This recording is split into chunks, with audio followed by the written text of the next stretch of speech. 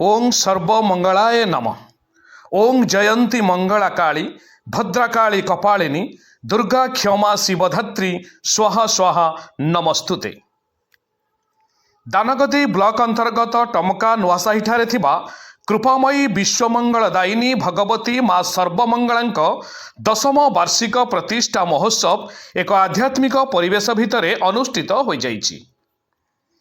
पूजक जगन्नाथ देहुरी द्वारा मांकर स्नान कार्य संपन्न करा परे कलश व्रतधारी माने निकटस्थ गंडानाल कलश बुड़ाई थिले।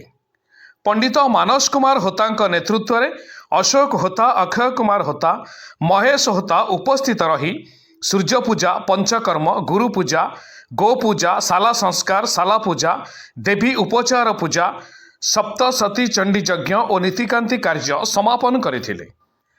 मंदिर कमिटीर वरिष्ठ सभ्य लक्ष्मीधर बेहेरा संकल्प रे बसिथिबा बेले राजश्री महापात्र, सलिता स्वाई, प्रभाती बेहेरा, रुक्मिणी बेहेरा, पद्मावती बेहेरा, केशिलता राउत, रजनी ओझा, कल्याणी बेहेरा, जयंती ओझा, रोदन ओझा, कुनी बेहेरा प्रमुख मां को पूजा कार्य निजको सामिल करथिले।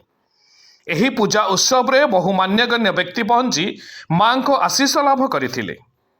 उक्त उत्सव रे प्रहलाद बेहेरा, गणेश चंद्र साहू, अभिराम प्रधान, मायाधर बेहेरा, मदन बारिक, नरोत्तम डांगुआ, राजकिशोर ओझा, संतोष कुमार बेहेरा, अजित कुमार रथ, मानस बेहेरा, दिव्यरंजन बेहेरा, रुना ओझा प्रमुख उपस्थित रही कार्यक्रम रे सहयोग प्रदान करथिले।